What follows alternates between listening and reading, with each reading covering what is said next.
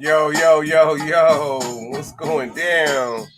This is episode 137 of the Collective Podcast. I am AC from LA. That guy over there is SG Trilogy. And together we are the Collective Podcast. How you feeling over there, brother? Man, I'm feeling great on this Saturday morning, man. Happy to see you. Woke up after a great night's sleep. Got a little workout in this morning, so I'm feeling good, man. How you doing?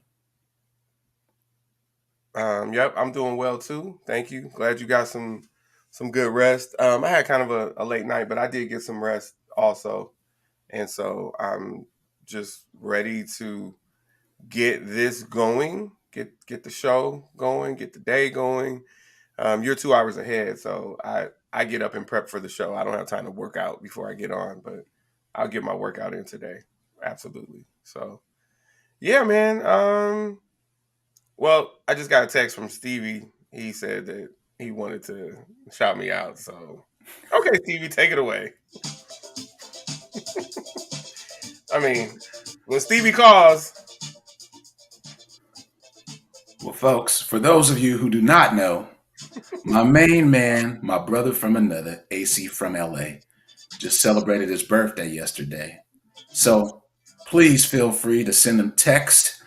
Please feel free to DM him and wish this young man a happy birthday. He's a blessing to so many people. And so it's great to be able to celebrate yet another trip around the sun for this young man. So happy birthday again, brother. thank you for that, brother. I absolutely appreciate you for that. Um, yeah, thank you.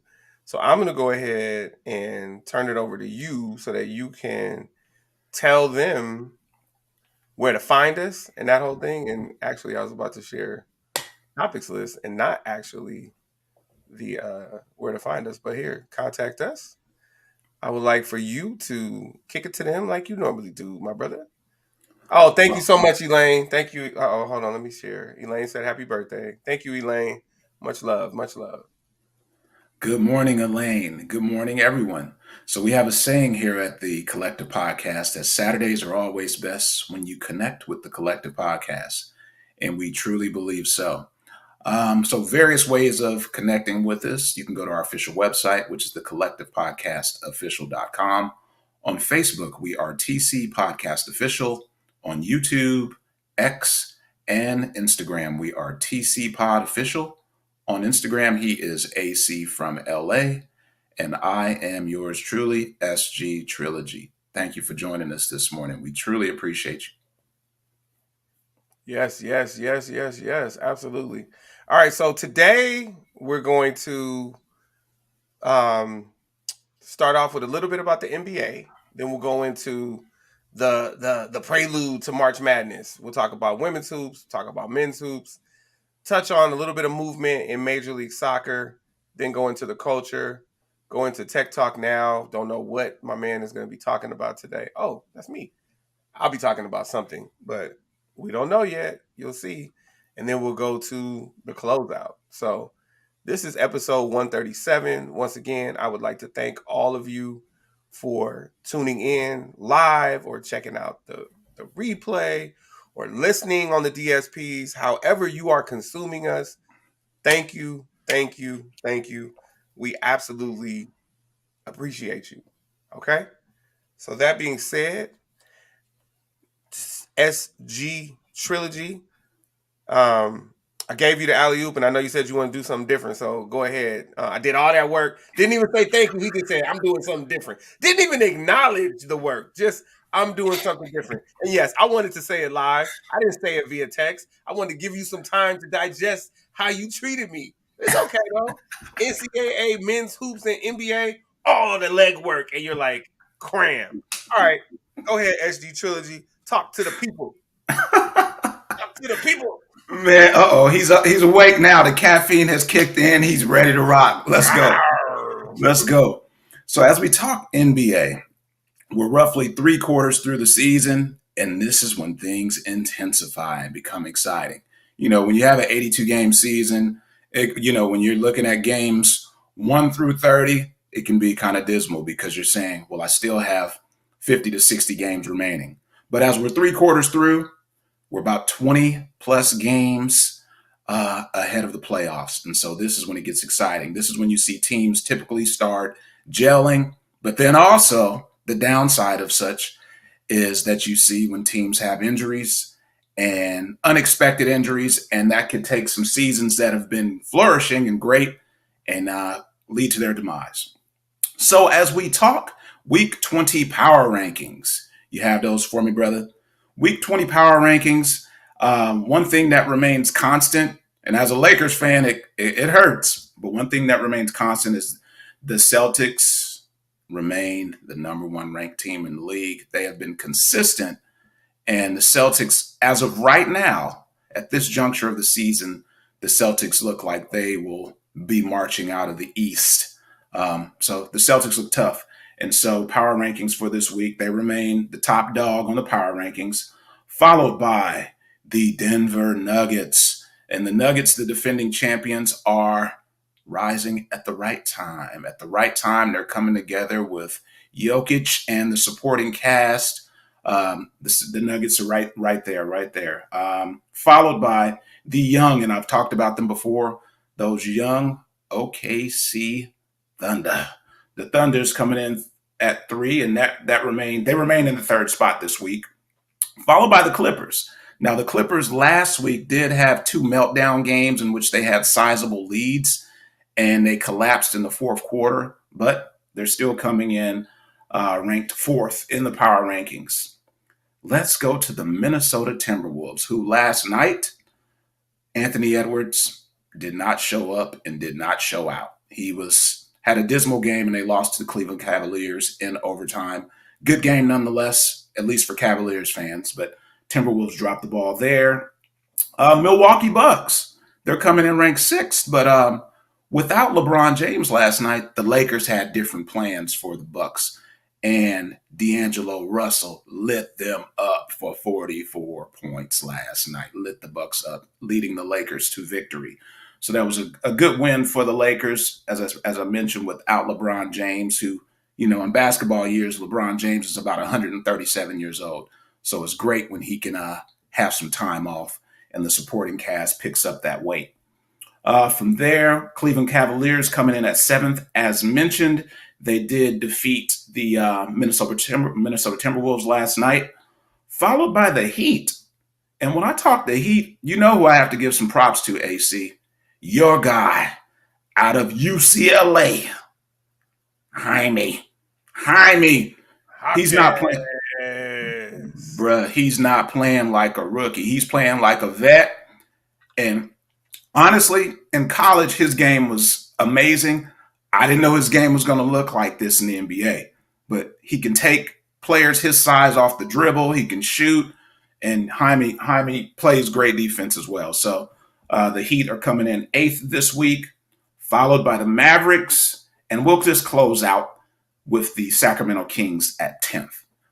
For more, of course, you can look as he scrolls down the list for the remaining teams in the top 25, or excuse me, in the top 30 of the power rankings. Okay.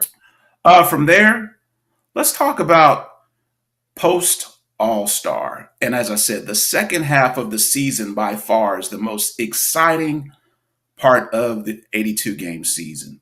So when you talk about coming out of the gate quick after the All-Star game, we can say that in the form of the Denver Nuggets, since the All-Star game, they've come out this second half with a record of 7-1, followed by OKC with a record of 7-2, the Orlando Magic at 7-2, Milwaukee at 6-3, and Boston at 5-2.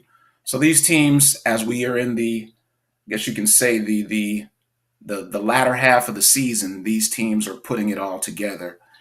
And it looks like we're going to have some exciting times down this final stretch leading into the NBA playoffs. And that concludes a little NBA action for today, brother. Let's kick things back to you for some NCAA women's. All right, man. I appreciate that. Back to me. Oh, Elaine, thanks again for saying happy birthday. I appreciate it. Okay, so a couple things, a couple directions we can go. So first of all, I just wanted to go through the top 25, which is the final top 25 of the season. Um, yeah, it's the final top 25 of the season because we're now in conference tournament play. The regular season has ended. So I'm going to go ahead and share this with you guys. And then I'll talk through a little bit about bracketology. So, yeah. All right. So, this is what we had for last week. And let me do the scrolling while I also talk. So these rankings came out March 3rd, and South Carolina still on top. South Carolina still undefeated, 29-0.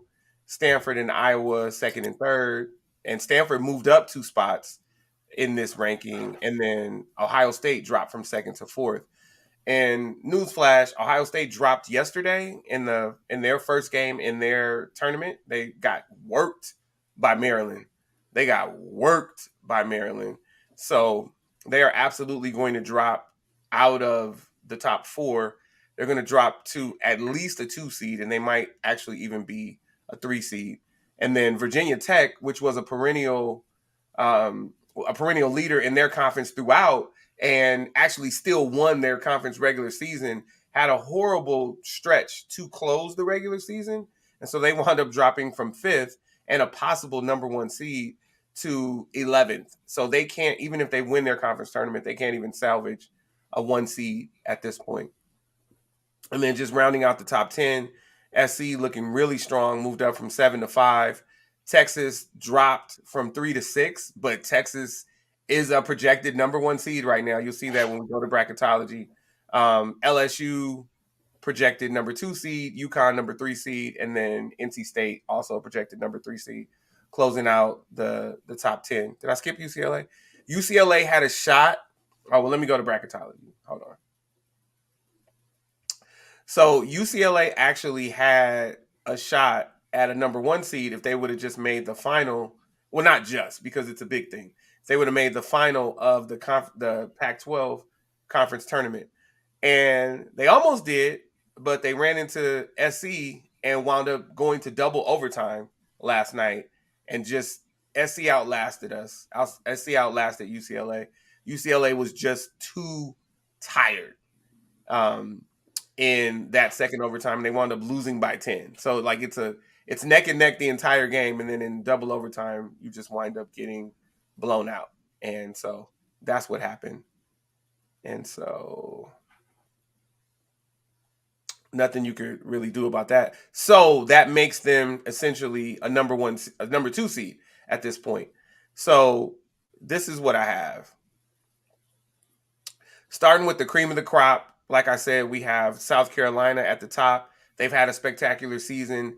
They also won their first round tournament game in the SEC.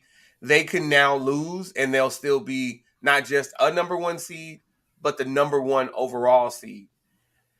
Mississippi State on the opposite end of the spectrum looks like they're going to be the last team in, but also possibly the first team out. So Mississippi State is absolutely on the bubble. And Mississippi State won a championship probably about 8, 9, 10 years ago. They won a national championship, and now they're just so far out of it that they might not even make the tournament this year.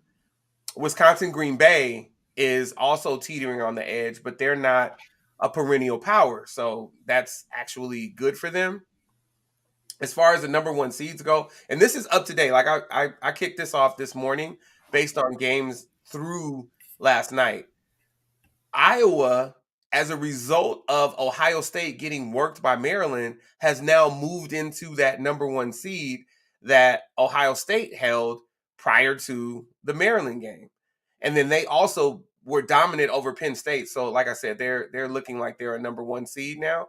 And Texas, based on SC beating UCLA, Texas took the number at this point has taken the number 1 seed, vacated by UCLA. Or so UCLA didn't have it. They needed to beat USC to go into the number 1 seed, but they were projected to do that. They didn't need to beat Stanford in the tournament. I mean, in the conference tournament to get the number 1 seed. They just needed to make the final, and they fell a little short. So SC will be a number 2 seed. UCLA will be a number 2 seed. Michigan, Miami, Marquette, Auburn, they're all holding their breath trying to get in, and then Texas A&M, Vanderbilt, Arizona, and Mississippi State are in, but teetering, like I already said about Mississippi State. So Green Bay, Penn State, Washington State, and Columbia are also trying to get in. Penn State lost. Green Bay, Wisconsin, Green Bay still has a shot. Washington State is out, and Columbia is still playing. So we'll see what happens with them. But we have a 68 team bracket, just like the men, and so you have 4 teams. Well, you have 8 teams that'll play 4 playing games, and these are the projected playing games. High Point versus UT Martin. That game will be prior to the tournament to see who would have the honor of getting thrashed by South Carolina. Then you have the 11 seeds. You have Texas A&M, Vanderbilt playing, and the winner of that would go against West Virginia. You have Mississippi State, Arizona, with the winner going against Creighton. And then there should be one more. Did I lose it? Oh, Sacred Heart, Holy Cross for the right to play Iowa. So that is our outlook. The Pac 12 championship is Stanford versus USC. And it doesn't matter what happens in that game. SC will be a 2 seed. Stanford will be a number 1 seed. Even if SC wins, SC is still going to be a 2 seed. So they've plateaued. All right. So stay tuned for more. It's super duper exciting. We're going to see who can hold on to these seeds. The top ones that I told you about are locked in, and we'll see what happens the rest of the way. And I'll hand it over to my man Mamelo, because he eats a lot of Jello, Sam Gardner III SG Trilogy, to talk about the men. All right, man. Well, I wanted to chime in actually with something for the Nope, you women. can't chime in because guess what? Yes, What you said to me, I'm on blast. On blast. So you said you watching what tonight? Seton Hall, Did you clarify? men's Oh, so hoops. you just said Seton Hall, like they only have a men's team. See, here we go. So that's why I'm going to address. That's why I'm going to address 2 things there. Thank Hold you. on. So the Seton Hall women. Oh, you want to talk? Go ahead. Yeah, I'm going to talk. So let's go ahead. You can go ahead and hit that mute. There you go. Okay. So from there, it's been brought to my attention that I give so much props, and I always praise Seton Hall men's basketball, who have a relationship with head coach Shaw Holloway. So okay, I'm going to do that. And I've taught several students from men's basketball over the years. So there you go. But as it pertains to Seton Hall women's basketball, their record is currently 17-13, and they have a tough opponent in number 21 Creighton. And so I'm wishing Seton Hall Pirates women's basketball. I'm wishing them a good game on the road in Omaha, and may Coach Tony Basello lead those ladies to victory. So let's go Pirates women. That's one thing. So there you go. We can check that off and move on. Yes. And then from there,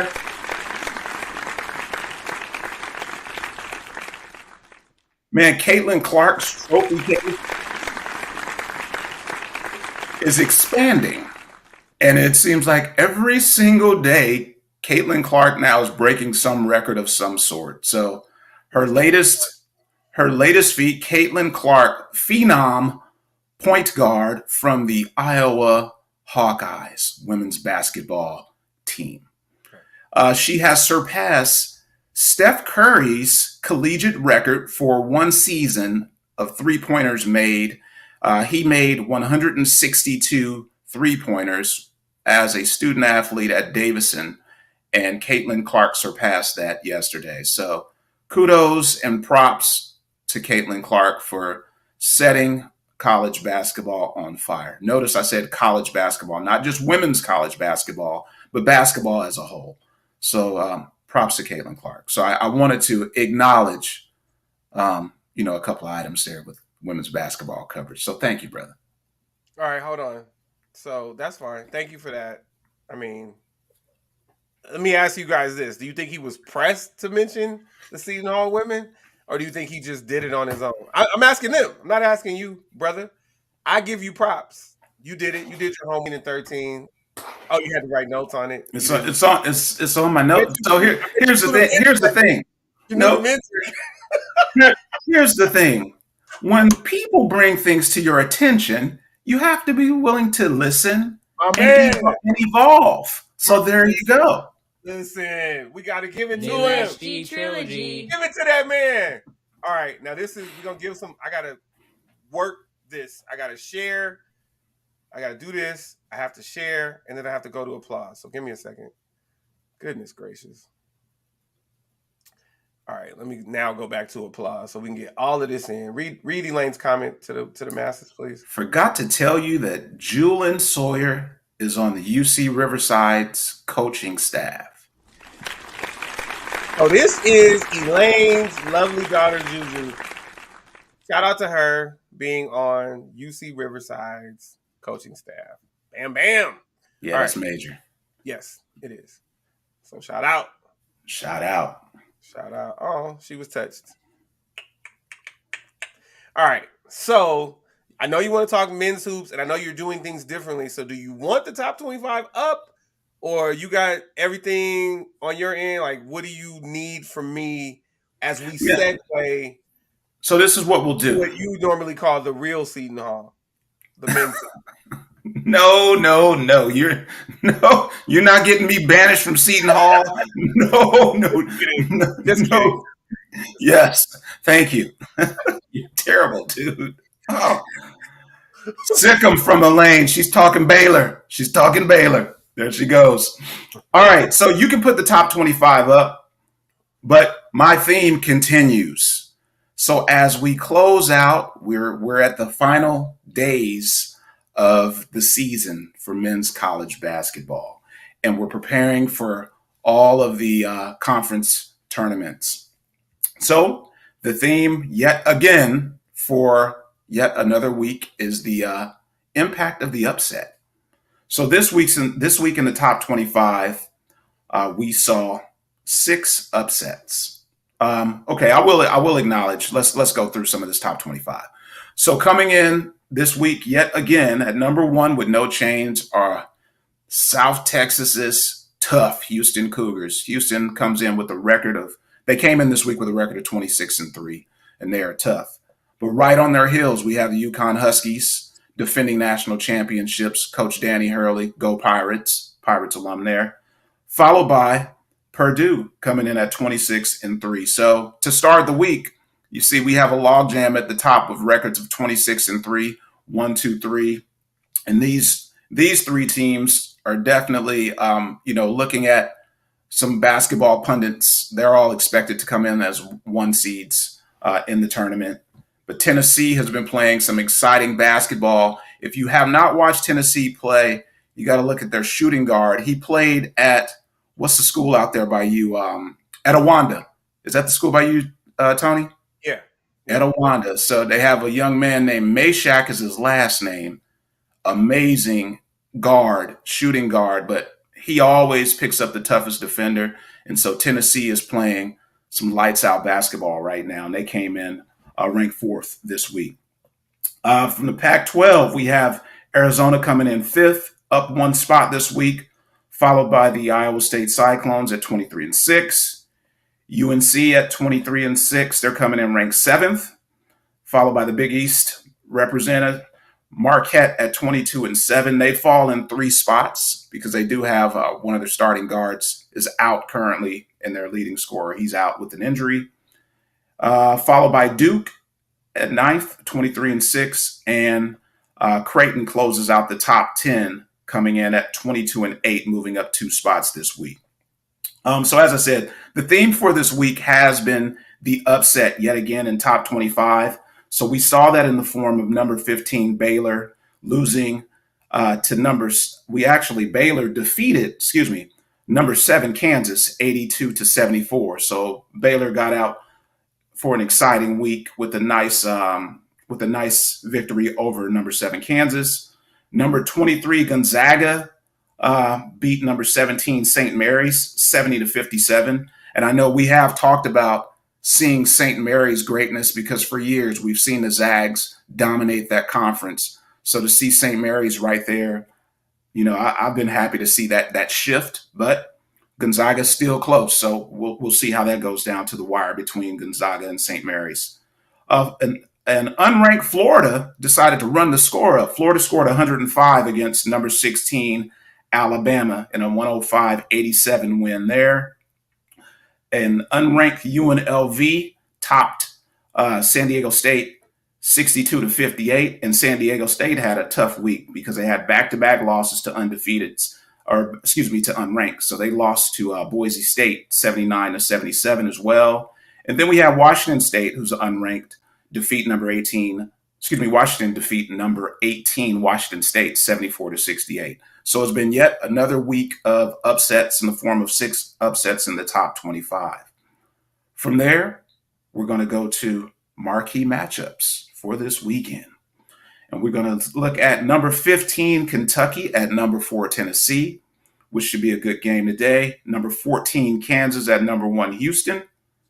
On Tobacco Road, we have number 7, UNC at number 9, Duke, which is always, I don't care where those teams are ranked, just that rivalry is always so intense. And looking at the exciting student section, that should be a great game today with both of those teams being ranked in the top 10.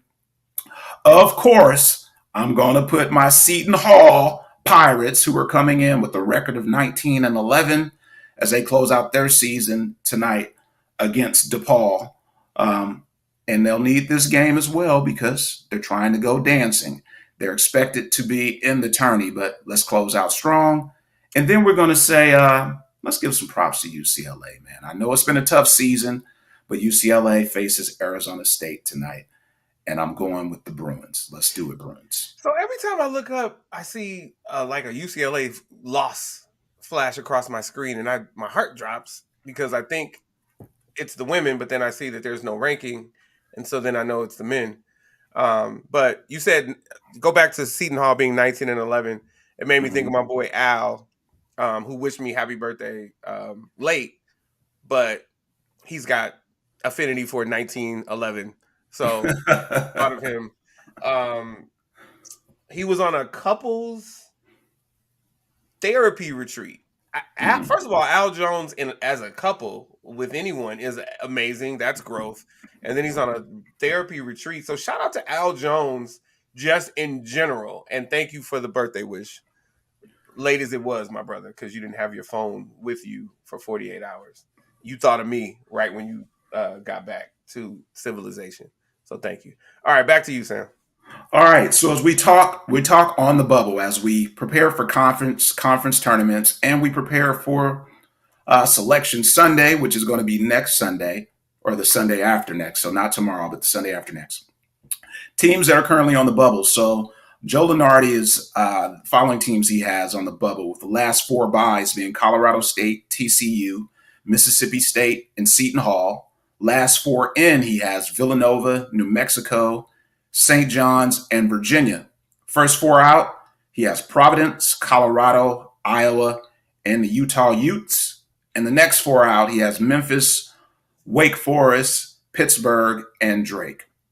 So, as I said, at this stage of the game, a lot of these teams that are on the bubble, on the cusp, some of them are going to need to really have some impressive play in conference tournaments. But it's an exciting time, and it's so exciting that I've taken off this upcoming week so I can tap into these conference tournaments, brother. And yeah, I have. Yeah, it's that serious for me. It's that serious for me. All right, do your thing, brother. That's what I do, man. Every March that week, man, I have to take it off for conference tournaments. From there, let's go to All-American Watch to close out our coverage. So when it came to looking at prospective All-Americans at the top of the season, one thing that remained as consistent, and it was similar to the NBA, how the NBA has shifted to a guard-dominant game.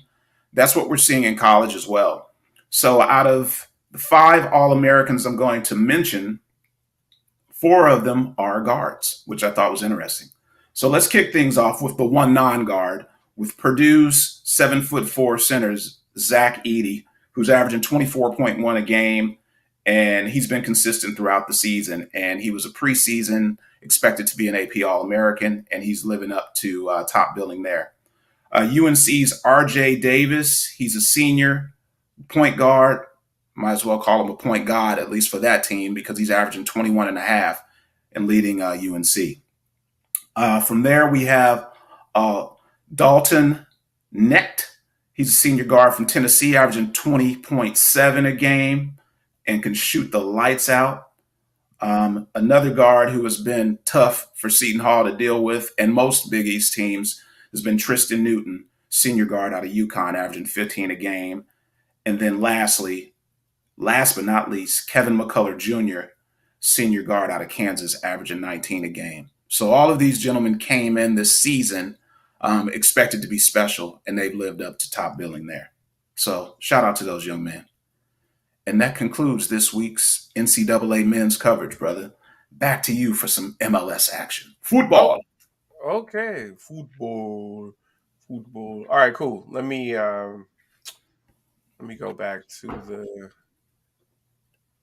For some reason, I thought you were going to talk longer. Let me go back to the power rankings, and uh, and then Morning, Cobbs. Appreciate you, brother. what's up? What's up, brother Cubs? Brother Cubs, brother Cubs in the house. All right, so present, share screen. You came just in time for the world's favorite sport, Cobbs. The world's favorite sport. All right. Hello, hello. Is this thing on? Is this thing on? No, just kidding. So here we are with MLS soccer, and I'm just gonna go through these power rankings real quick. So the Columbus Crew are the defending champs, and here are our latest power rankings. The Columbus Crew, defending champs, held at 1. Miami moved up to 2. The Red Bulls moved up to 8. Moved up from 8 to 3. Cincinnati stayed. Philly dropped a bit. And here's the thing, LA Football Club dropped quite a bit after getting blanked by RSL and in the snow. And so, do we panic or don't we? LAFC came in as number 2 in the power rankings, and they are the defending finalists. I don't know if that's a thing, but anyway, they lost in the championship. So they are expected to do some things. However, they had the most turnover. Their roster had the most turnover of any roster in MLS. So we're not sure ultimately what that's going to look like. But right now, they had a dominant win to start the season, and then all of a sudden, here they are dropping. So we're not sure where they're going to wind up, but stay tuned. So, yeah. FC Cincinnati holds steady at 4th, like I mentioned, Philadelphia Union. So Real Salt Lake, that's RSL, after the win over the LA Football Club, jumped all the way from 17 to 7. So the thing is, if you can play in the snow, then you can jump in the rankings. And I think that, I don't have a vote in this, but if you look at this movement from 17 to 7 after just 2 matches, right? From 24 to 8, when we look at CF Montreal, they've moved up 16 spots. Maybe they were too low to begin with, or maybe we just shouldn't be on this roller coaster ride. But I'm sure that this will balance out as we keep going. Look, 16 to 9. It's amazing that anybody stayed put. Minnesota United and Charlotte Football Club, 10 and 11, respectively. Sam's Club. Football Club Dallas dropped from 7 to 12. Nashville raised from 9 to 13. Dropped from 9 to 13. St. Louis, Orlando, Houston, that's down the street from Sam. They dropped. The Galaxy moved up. Now, the Galaxy are in LA also, but my squad is LA Football Club. And the Galaxy also have championships, but it's been a while. Atlanta, Seattle, DC United. Remember Freddie Adu? Wasn't he like 8 years old when DC United signed him? Man, he was a phenom, literally Right? selling out everything. He was on every commercial promotion. Yeah, Freddie Adu was that guy. And I know he was actually 14, but it sounds so much better when I say he was 8. Look, Um, he looked like he was 8. Like he there you looked go. really young.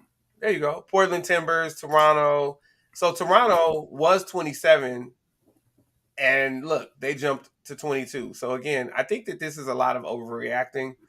Vancouver, New England, Chicago, New York, San Jose, Colorado, Austin. Colorado and Austin swapped. Oh no, break them both up because one is great and the other isn't. Just kidding. They're at the bottom. All right, so that's all we have for MLS.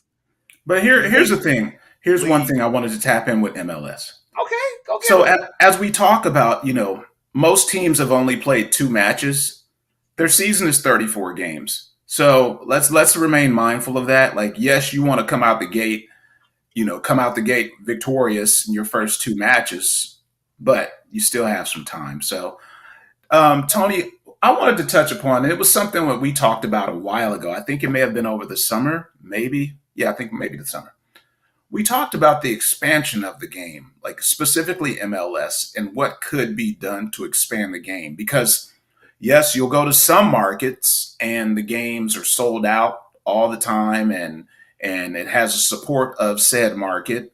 But then there are a lot of places where, unless you have a Lionel Messi coming in, there's still a lot of markets that are struggling because they haven't fully absorbed or really become involved in said game. So, what do you think, man? What do you think could be done from a marketing perspective to truly expand the game so that more people are engaged in the game, like we are with the basketball, football, baseball, for instance? Yeah, well, I think we're doing it. I think they are doing it. So, for instance, we talk about MLS, and it's a great question. I had no idea that there was any interest. So thank you for that. But this is the thing. You are a Renaissance man, and so it would make sense that you'd want to know about some sports that you don't talk about publicly, but you do pay attention to. But San Diego Football Club, that they are team number 30 in MLS, so they're an expansion club. They're coming, and they don't do 2 teams at a time like other sports to keep it even. They'll add squads. They don't care. And it's looking like Las Vegas will probably be the 31st team. They are a front runner right now. We're not talking about anybody for 32. But on the other side of things, the NWSL, the National Women's Soccer League, which is the foremost women's league right now in the U.S., they are constantly expanding. And I think that it is incumbent upon the U.S. Soccer Federation to continue to market the men. It's weird because this is the sport where there needs to be more marketing of the men's side to catch up because the women are phenomenal. So when you like if anybody, and I want to really do this at some point, but I want to poll people who I don't know and just say who is like when you think of US soccer, which player do you think of? I don't want to just say soccer because that's different, but when you think of US soccer, which player do you think of? Undoubtedly it's probably going to be a women's player, from a player from the US women's national team and not so much the US men's national team. And so because women's sports have been so underrepresented, it's a good problem to have. But if we do really want soccer to continue to grow, and I used to make all the jokes about soccer and wanting, not necessarily wanting it to go away, but just running from it. But soccer is beautiful. It's a beautiful game. I love women's soccer more than I love men's soccer. But, and I have a daughter, so that works. But continuing to market the men's game, and if they can have some better results in the World Cup, then there will be more excitement about it. But the World Cup is coming to North America. And so that is going to have um, well, the World Cup and then the Olympics are coming to the U.S. also. So that's going to be 2 opportunities for expansion. I mean, not for expansion, for excitement to manifest itself and for the marketing to continue. But it's the U.S. Soccer Federation, and then the MLS needs to keep doing what it's doing, and the NWSL needs to continue doing what it's doing. And what I also love, especially about on the women's side, you have to keep earning your spot. So it used to be you could just show up and you would never lose your spot unless you were a goalkeeper. They were pretty serious about that. But outside of that, the team was just so dominant that it was really hard for new players to break through. Well, there's definitely a youth movement right now on the women's national team, and these youngsters are stepping up. And so the baton is being passed to them, and then they're ready to, let me use all of the metaphors. The baton is being passed to them, and they're ready to grab that torch and run with it a little while, and then pass the torch on to those coming just behind them. So I think the things are happening, Sam. I don't know that anyone is missing the mark right now. I think that the wave is happening, and we just go back to 1999 with that World Cup win, Mia Hamm, and everybody remembers Brandy Chastain with the shirt off, sliding on her knees, Hmm. and Hmm. everybody else like that. That was really the turning point for soccer in the U.S. There was just a boom after that, and yeah, and then I think that from the men's side, when you look at MLS, continuing to bring in some of these international superstars to insert them into the clubs, and that brings excitement because Lionel Messi coming, you mentioned it. How about this? Apple got involved, right? They came up Hmm. with the MLS soccer package, and you can't log into Apple TV Plus without seeing something about an MLS season pass, which is a subscription. So they're doing their part to market the sport also. So yeah, bam, bam, Yep, no doubt. and to dovetail off of what you're saying, I also still feel it needs to start at the grassroots level as well. Where when I lived in New Jersey, in Camden, a city that has been, in a lot of cases marginalized.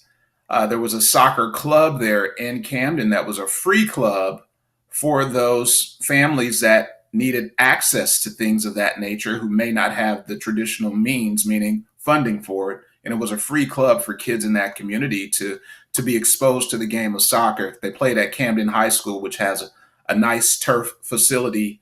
And it was great because I volunteered there. It was great to see kids who may not have had much knowledge, or even kids who were immigrants with immigrant families who did play soccer in their home country.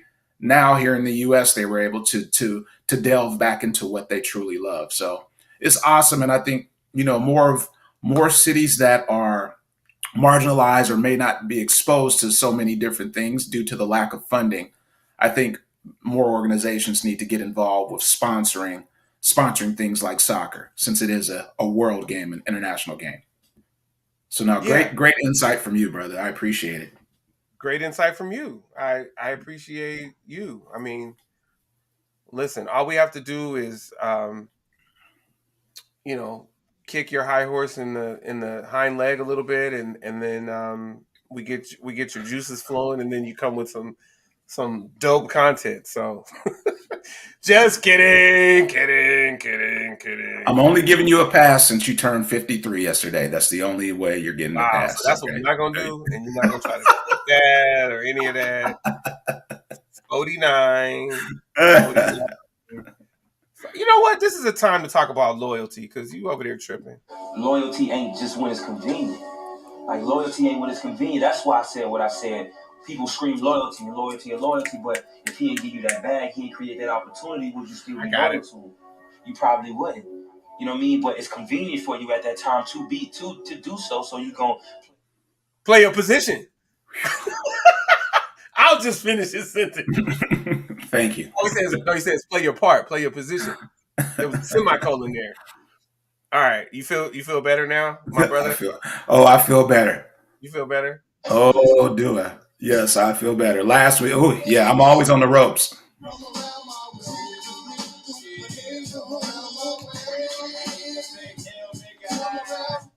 So Elaine says they need to do some community stuff. Reach out to schools.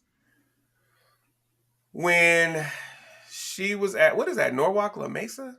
Norwalk La Mesa? What's the LM? Yeah, it must be La Mesa. Norwalk La Mesa, USD, Rams, Angels, Lakers, LA Kings. They did clinics and they provided tickets for games. Absolutely. Community outreach. Yep. I remember that community outreach when I was a youngster too. But yep, thanks for that insight from Elaine Lamarada. Yeah, La Mirada.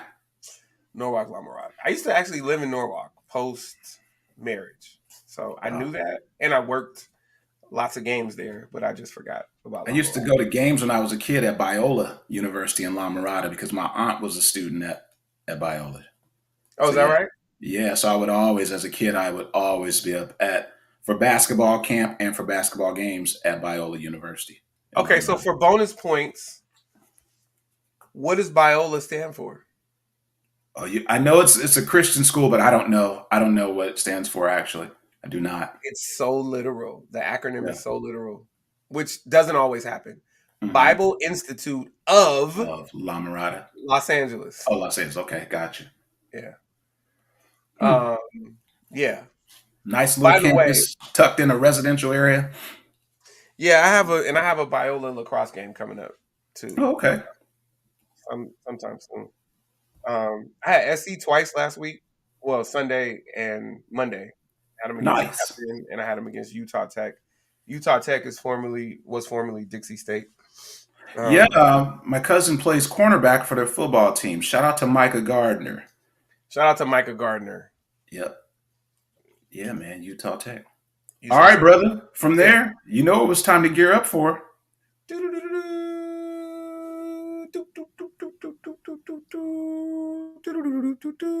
All right. My man is about to kick y'all off with the culture. The culture. The culture. And I have nothing. So you got it. All right. So as we talk the culture is a segment in which I typically will turn you on to some new music that I'm listening to that I find interesting. But for this week's installment of the culture, I'm actually going to start off with a movie that I just saw the trailer for. And the movie comes out on March the 15th, so this upcoming week, and it's entitled The American Society of Magical Negroes. And it's starring David Allen Greer, who is one of the funniest men in the world. David Allen Greer, in this movie, here's a synopsis of said movie. If you haven't seen the trailer for The American Society of Magical Negroes, the story is about a young man who gets recruited into a secret society of magical black people who dedicate their lives to making white people's lives easier. Although initially enamored with his new powers, he begins to question the value of using supernatural means to do the very thing that he's felt obligated to do his whole life. I think this movie is going to be a movie in which art is imitating life because, in so many settings, especially career settings, for those people of color, black people, we often feel like we have to do things, we have to go above and beyond to give others insight on what reality is. So I'm looking forward to seeing the American Society of Magical Negroes this upcoming week. From there, let's transition into music. Now, for those of you who know me, for those of you that listen and watch the show, you know every week I'm usually coming to you with some hip hop, R&B, which I love. But I got a little bit more depth than that. So, two projects that I wanted to highlight for you. First one is an Afrobeats project, and it's by J5 and Loj, and it's called the Loveless EP. For those of you who like Afrobeats, Afrobeats is world music. It's music from the motherland, and I think you'll really enjoy it. Great music for partying, great music for just relaxing and reflecting, and it's a music that you can feel in your soul. So check out J5 and Loj Loveless EP if you're into Afro beats. The second project, for those of you who enjoy house music, is by DJ Poolboy. DJ Poolboy. Poolboi. And it's entitled Into Blue Light. That project is one that I have been rocking all week. I've listened to it every single day. And as a lover of all things house music, I say check out Into Blue Light by DJ Poolboy. And that concludes this week's culture. Okay. So thank you for that. I just can't let that go. Okay, so as someone who is not a lover of all things house music, I before you said that, I was going to go listen to DJ Poolboy, Man, Poolboy, but I'm yes. not a house music. I'm not. I don't like despise it or anything, but I'm not a house music fan. But I was almost compelled because you listen to it all week. But All week, dog. I love yeah, house music though. So I got you. So shout out to Elaine. Thanks for coming through. She's gonna go watch Baylor, Iowa State. Cobbs is co-signing what Trilogy said about David Allen Greer and the mythical, magical Negroes train the ride. American Society of Magical Negroes. Okay. But did you hear the description? I did. They use their superpowers to make the lives of white people easier. That is crazy. I gotta see it. No, I guess I didn't hear it. There you go. Yes, that's the premise. This young man gets recruited into that magical society, and they dedicate their lives to making white people's lives easier. But they're black. What? Oh, That sounds like some David Allen Greer. That oh, doc. like You David gotta Allen watch. Greer in character does that a lot. Makes white people's lives easier. I don't think he does that in real life, but yeah, Yeah. very interesting. Have me. Cobb says had him or Sam had him at Magical Negroes. So I just want to follow up. Sam hit the nail on the head with the DJ. What's his name? DJ Polo? DJ Poolboy. No, not. I'm moving on. Dog. I'm talking Oh, about okay. Okay. um, Master Ace and what's Oh, Marco Polo. Marco Polo. Really? His name's Marco Polo? That's so weird. Yeah, Marco So Polo. Marco Polo's voice is his voice, and you either roll with it on that project or you run from it because he's almost every other song as a skit really just talking to you about his life, and I got used to his voice. But let me say this: Brooklyn Heights, and that's not even one that Sam pointed out, but Number two on there.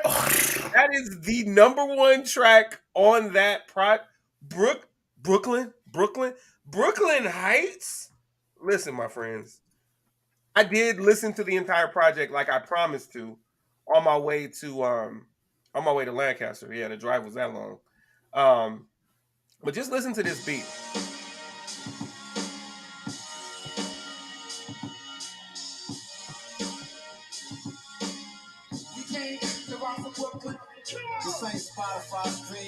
Yeah, it's Master Ace kills that lyrically. I'm assuming it's Marco Polo's production. It is. It's great. I love it. I love it. I love it. So I will co-sign the project also. I'm not going back to every song, and it's really hard to because I probably listen to Brooklyn Heights about 6 times a day. So it's hard to go to the other ones, but I know that Sam pointed out PPE as his top pick on there. Yeah. Poor people everywhere. That Yeah, one. and Yeah. I did like that one. Let me see what else did I like on there. Yeah, I like some tracks. I liked I liked Hero. Well, that's the first. Yeah, I liked Hero. PPE. Oh, plant based is super dope. Yeah. I couldn't introduce it to Sam because Sam introduced the project, but I sent it to my sister who is vegan, and she loved the track. She absolutely loved the track, and it was great to know about Master Ace's Yeah, he's vegan. his evolution. I'm like, I can't think of my term. His evolution as a person, which included And going plant based. just a heads up for you, we're working on timing. Ace has agreed to come on to the show. So I've spoken with him. He's agreed to come on to the show, but he's been traveling, touring Europe.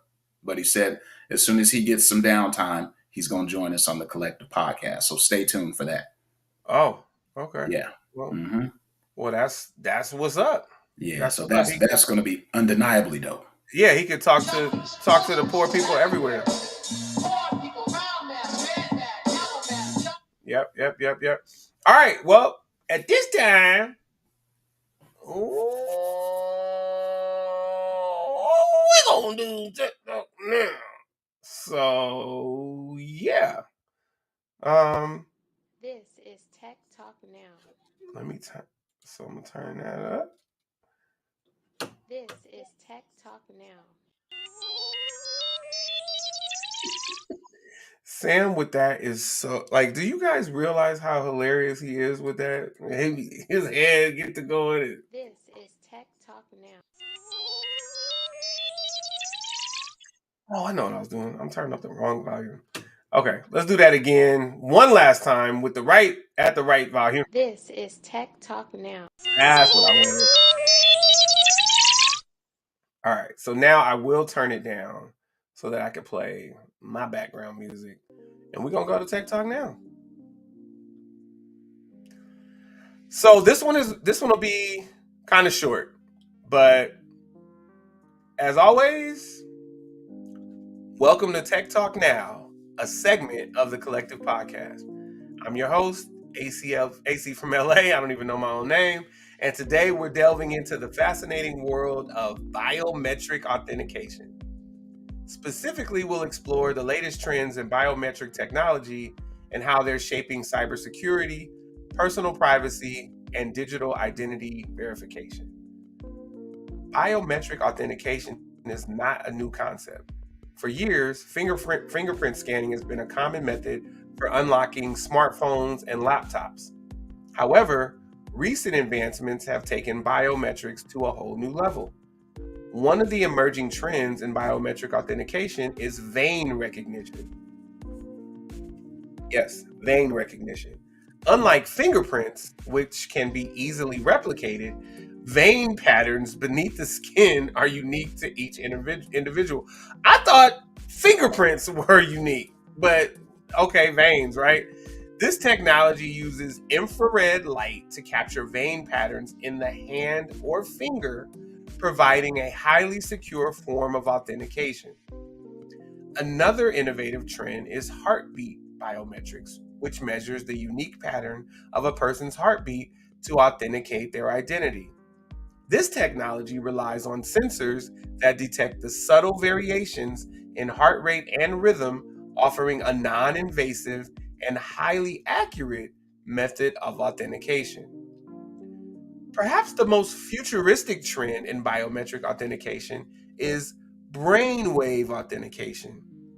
By analyzing the electrical signals produced by the brain, this technology can verify a person's identity with remarkable precision. While still in the early stages of development, brainwave authentication holds immense potential for enhancing cybersecurity and personal privacy.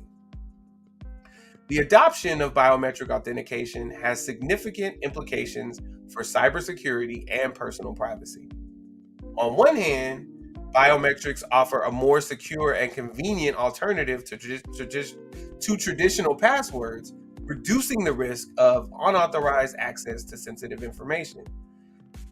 However, concerns have been raised about the potential misuse of biometric data and the need for robust privacy protections.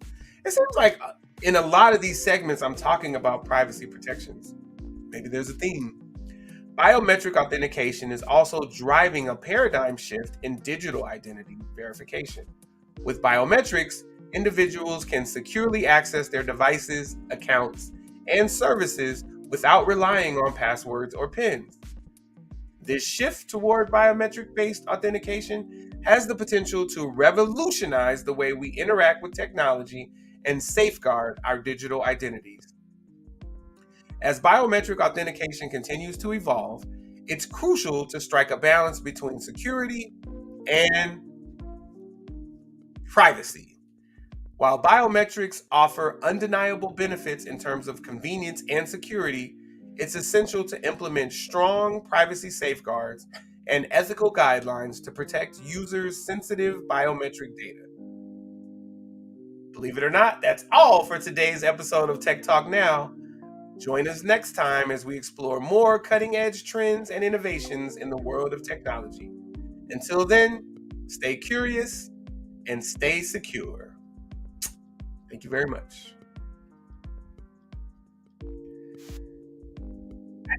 Get the applause. Encore, encore, encore. Oh, you want me to do it again? This is Tech Talk Now. No, man. So this one, I know you said it was a condensed or a shortened version of what you usually deliver. That doesn't mean that it was less meaningful. Like the scanning of your veins. Like, I don't. First of all, let me just pull back the curtain a little bit.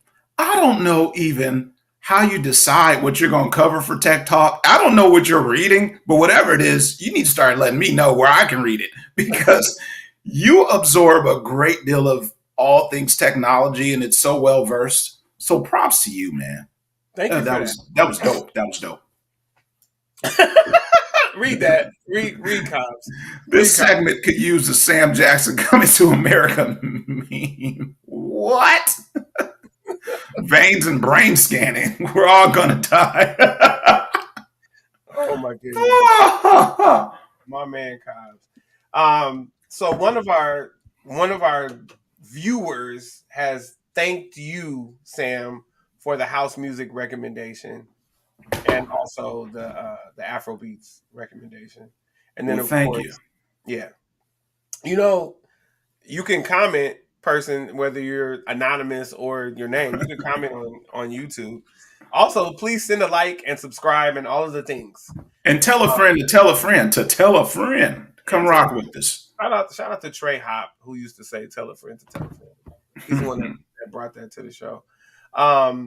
So yeah, Cobbs. And well, thank you, Sam. Thank you for letting us know that this is beneficial information. The Tech Talk Now team really does appreciate that This feedback. is Tech Talk. This is Tech Talk Now. One last time. New AC from LA. All right. Well, listen, we have just run through this amazing episode of the Collective Podcast, episode 137.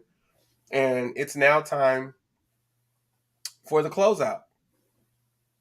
The close out. Well, hold on a second. I didn't say you had to be anonymous, but you're sending me text messages, and I'm just saying you could comment on YouTube so everybody can see your comments. That's all I'm saying. I didn't say you had to be anonymous, but that's so funny. What's up, my man Roddy T? What's happening? Good morning. Good morning. Good morning. Good morning. Good morning.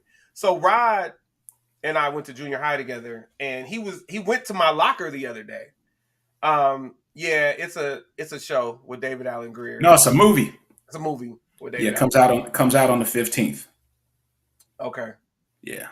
Yeah. So he wants to know what he missed. So he went back to my locker at Orville Wright Junior High, which has a new what is it, Orville Wright Middle School now, or something else. But anyway, my locker was 2218 and my combination was 40-22-40. 6th, 7th, and 8th grade. I've never forgotten. And so he was at the lockers the other day, but I was working a game, so I wasn't able to give him the combination to see if it worked.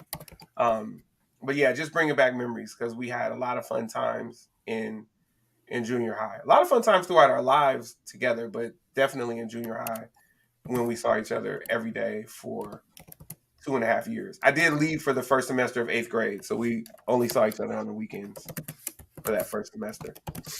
Then I went back. All right, so that was Tech Talk Now, and that is Sam typing. So now we're going to go to... Oh, we got a whole bunch of comments coming in. All right. That's me. Oh, that's Sam. Okay. There we go. My man's in them. Oh, you went to all the places. Here you go. Just dropped it so you can see it.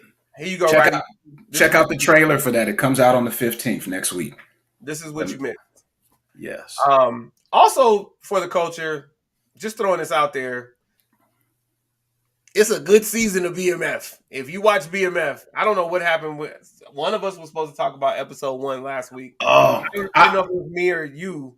I was supposed to talk about it, but we had some other heavy stuff. Yeah, that I yeah, didn't want. It would have been a weird transition, so that's why I yeah, held off. Did you watch? You watched episode 2 yesterday?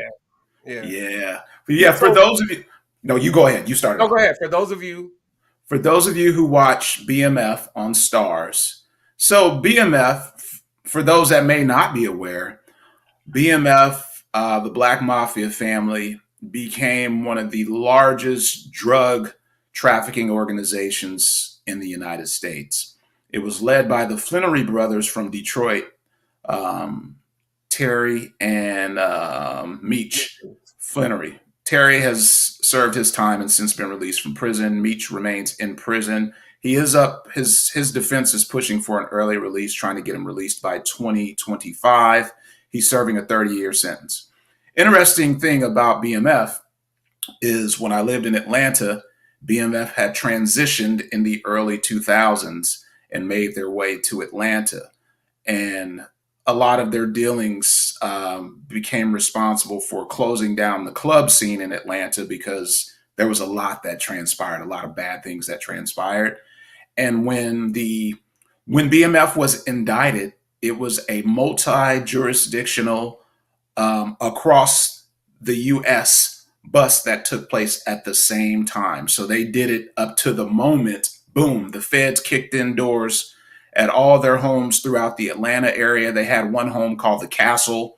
They had vehicles that were all retrofitted where they had stash compartments for drugs and money, and millions of dollars of cash were found at all of their properties. And as I said, it was multi-jurisdictional federal investigation that happened in a sting that took place over years because the organization, they would go from city to city, starting in Detroit, but city to city, and it pretty much built an infrastructure where it looked like a web, where it spread out all throughout the U.S. and they had people from every city, state, and built this superpower.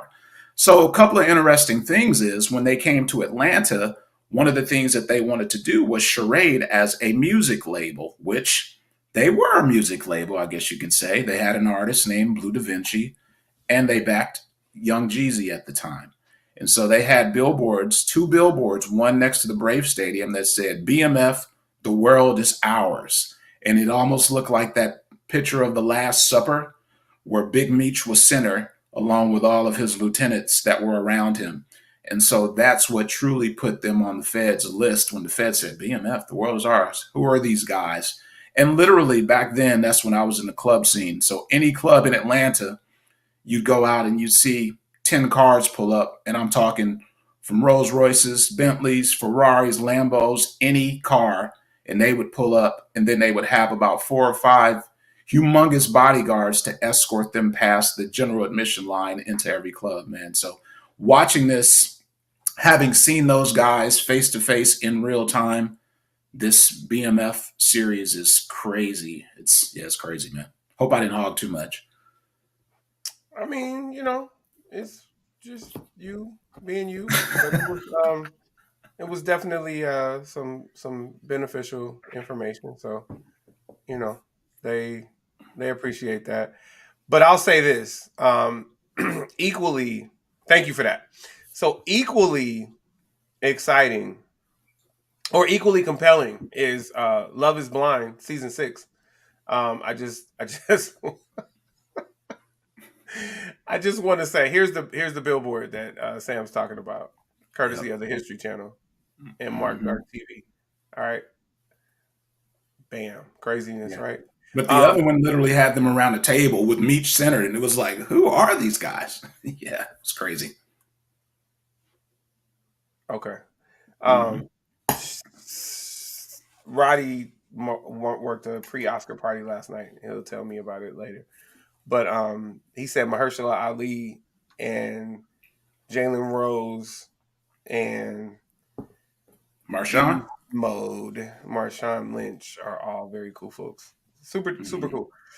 So equally compelling, Love Is Blind season 6. Just want to throw that out there. Opposite ends of the spectrum. So, can you give like a real life Love is Blind synopsis? All I have to say is when you get to episode 12, you shouldn't have been surprised. Love Is Blind is a show that is a Netflix original, and it's hosted by and partially EP'd by Vanessa and Nick Lachey. And what it does is it brings women and men together, and they date sight unseen. They date through walls. And the idea is to become engaged without ever having seen the partner who you've fallen in love with on the other side of a wall. And so it's you date a whole bunch of people all at one time, and then the cream rises to the top. And so again, it's season 6, and our people. That's all. Our people, and it's not a show of just our people. But all I had to say is our people. All right, it's the closeout. I'm gonna go ahead and give you your music again. I'm gonna let you go ahead and close out, my brother. Get it.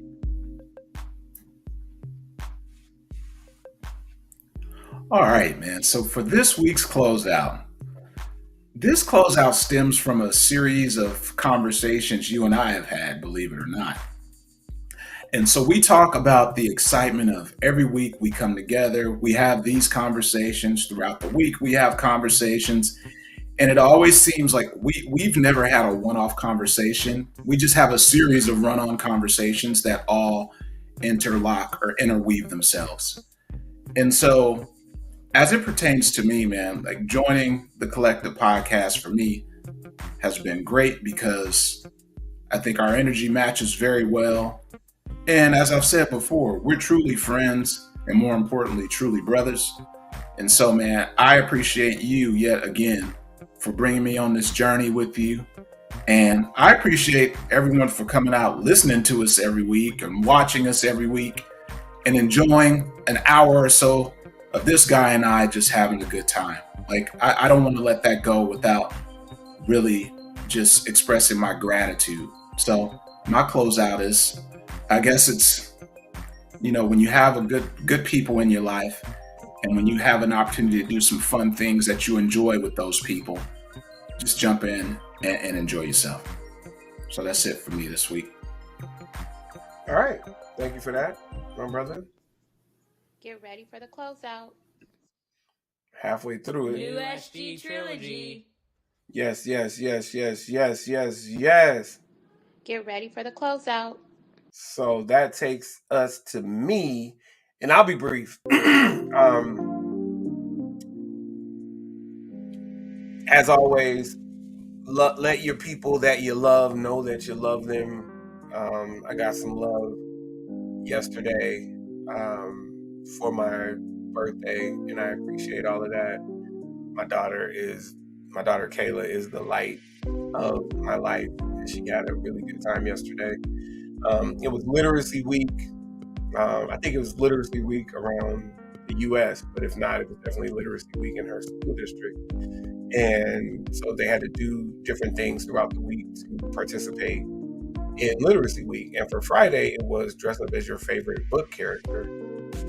And so because Bluey is not only one of her favorite series to watch, but it's also one of her favorite series to read, she dressed up as Bluey's little sister, Bingo. Well, I bought her a Bluey and Bingo t-shirt and leggings set. And then I also bought her Bluey and Bingo headbands with the ears.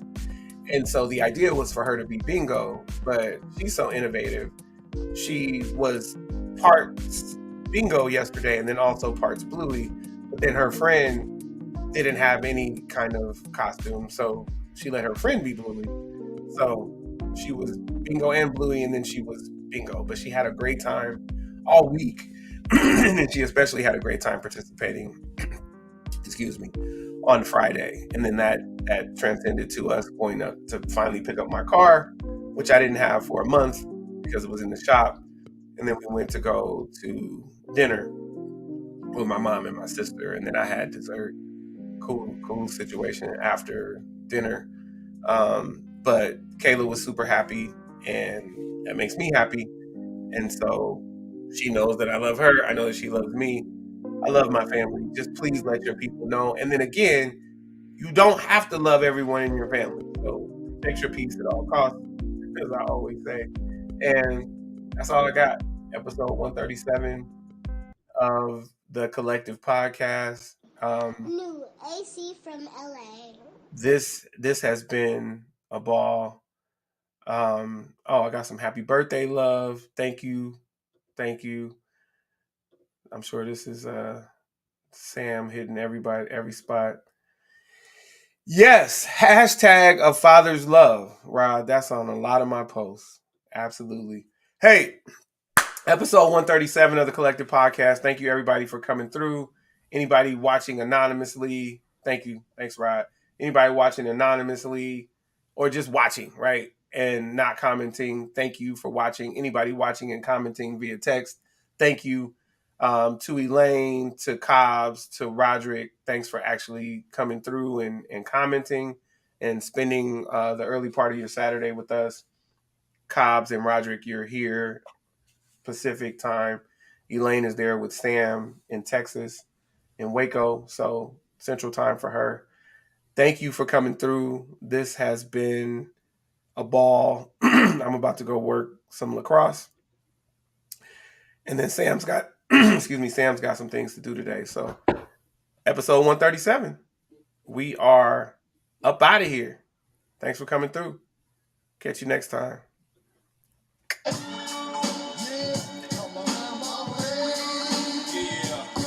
You know I didn't mean to play that. You know I meant to play pop. All right, y'all. We're out. Thank you.